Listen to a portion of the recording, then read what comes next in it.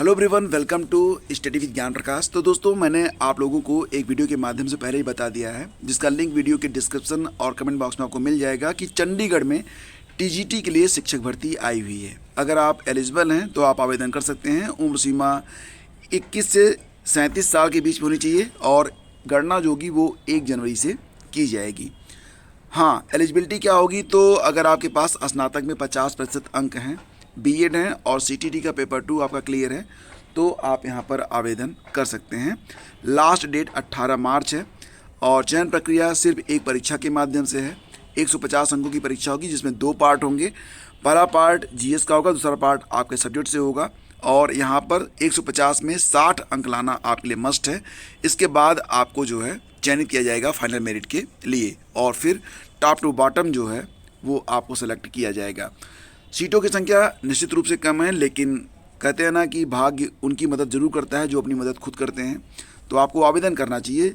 और अगर आप देखेंगे तो सबसे अधिक जो सीटें हैं वो फाइन आर्ट की हैं और साथ ही साथ सामाजिक विज्ञान की 24 सीटें हैं, संस्कृत की भी 24 सीटें हैं और 26 सीटें विज्ञान मेडिकल के लिए हैं। 14 अंग्रेजी, 17 हिंदी, 19 गृह विज्ञान, 8 गणित, 15 संगीत और 19 जो है पंजाबी विषय की सीटें हैं।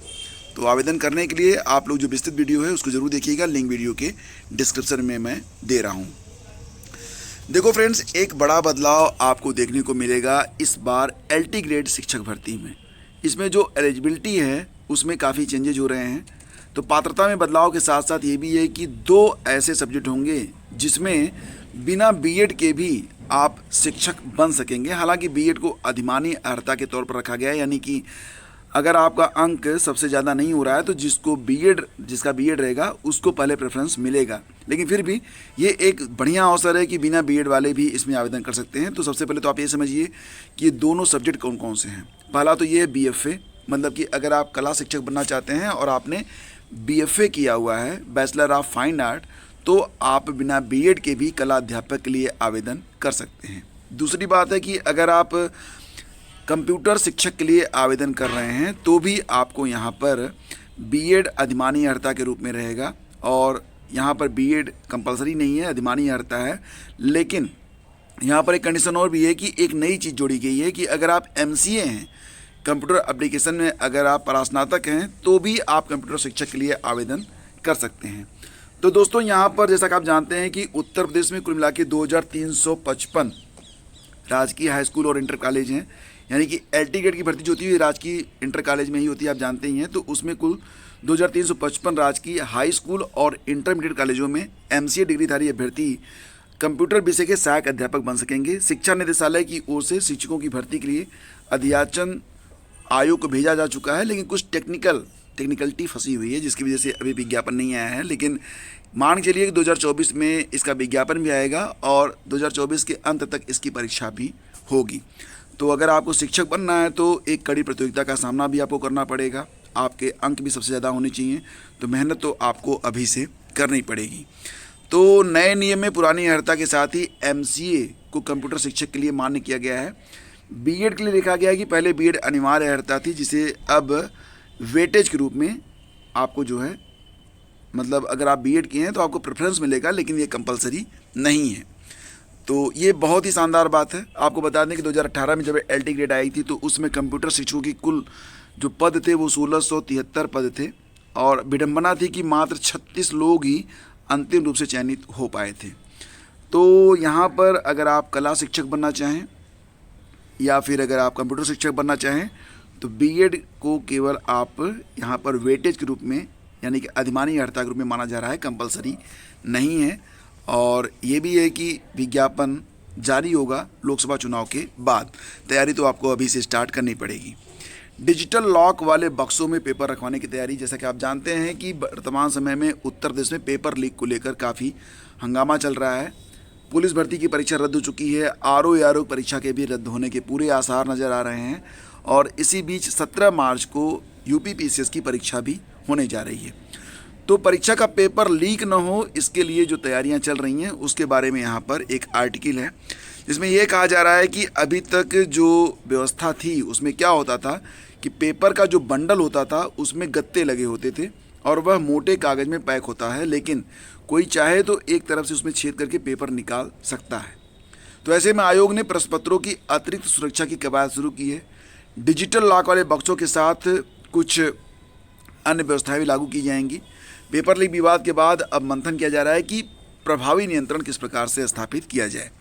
तो तैयारी ये है कि पेपरों को डिजिटल लॉक वाले बक्सों में रखवाया जाएगा। लॉक का कोड केवल आयोग के परीक्षा नियंत्रक को ही मालूम होगा और डिजिटल लॉक्स वाले बक्से केंद्रों में पहुंचने के बाद जब खोले जाएं तब केंद्रों को लॉक का कोड बताया जाएगा। उसके पहले लॉक का कोड किसी को पता नहीं होगा। ऐसे बक्सों का इंतजाम करने में थोड़ा वक्त लगेगा, लेकिन आयोग की तैयारी है कि अगली बड़ी परीक्षा में इन बक्सों का इस्तेमाल किया जाए। तो पीसीएस में हो सकता है कि ये व्यवस्था लागू हो जाए, पीसीएस 2024 की परीक्षा जो कि 17 मार्च को है। तो जैसा कि आप लोग दोस्तों जान रहे हैं कि समीक्षा अधिकारी, सहायक समीक्षा अधिकारी प्रारंभिक परीक्षा पेपर लीक का मामला सामने आने के बाद उत्तर प्रदेश लोक सेवा आयोग ने इसकी रोकथाम के लिए प्रबंध शुरू कर दिए हैं। आयोग ने योजना बनाई है कि भविष्य में प्रश्न पत्र डिजिटल लॉक वाले बक्सों में रखे जाएंगे। सूत्रों के मुताबिक पेपर लीक मामले में अब तक जांच में यही सामने आया है कि परीक्षा वाले दिन सुबह 8:41 बजे व्हाट्सएप पर वायरल पेपर की उत्तर कुंजी अगर सही है तो इसका मतलब है कि पहली पाली का सामान्य अध्ययन का पेपर किसी परीक्षा केंद्र से ही बाहर आया है और दूसरी पाली में हुई हिंदी की परीक्षा से पहले भी पेपर वायरल हुआ था और यह पेपर भी केंद्र से वायरल होने की आशंका है। तो ट्रेजरी के डबल लॉक से पेपर के बंडल केंद्रों तक पहुंचाने की जो जिम्मेदारी होती है वो स्थानीय प्रशासन की होती है। पेपर केंद्रों में पहुंचने के बाद बंडल खोलने से लेकर पेपर वितरण तक की जिम्मेदारी केंद्र में तैनात लोगों की होती है। वहीं आयोग की जिम्मेदारी पेपर तैयार करने से लेकर प्रिंटिंग प्रेस में इसे छपवाने की होती है। हालांकि पेपर वायरल हो गया तो इसका जवाब अब आयोग को ही देना पड़ रहा है। तो यहाँ पर संभावना पूरी नज़र आ रही है 27 तारीख के बाद किसी भी समय आपको आरओ का जो पेपर है उसके रद्द होने की सूचना मिल सकती है। सूत्रों के मुताबिक ये जानकारी मिल रही है। हालांकि अभी क्या होना है ये तो बस मतलब सब कुछ चल रहा है, डिपेंड करता है कि आयोग क्या निर्णय लेता है। तो आयोग का और प्रशासन का जो निर्णय होगा वो तो आपको और हमको मान्य करना ही पड़ेगा। CUET पहली बार हाइब्रिड मोड में आवेदन प्रक्रिया आज से। तो CUET यानी कि अगर आपके घर में कोई बच्चा है जो कि इंटरमीडिएट पास कर चुका है और वो CUET के लिए फॉर्म भरना चाह रहा है तो आवेदन की प्रक्रिया आज से स्टार्ट हो रही है। परीक्षा जो है ये मई में करवाने की तैयारी है, लेकिन लोकसभा चुनाव के लिए भी पता चल रहा है कि लोकसभा चुनाव अगर मई में होते हैं तो परीक्षा आगे भी जा सकती है। तो इस बार परीक्षा में 10 के बजाय 6 विषय चुनने होंगे। परीक्षा प्रक्रिया 15 दिनों में पूरी होगी। अभी तक ये लगभग 1 महीने में पूरी होती थी।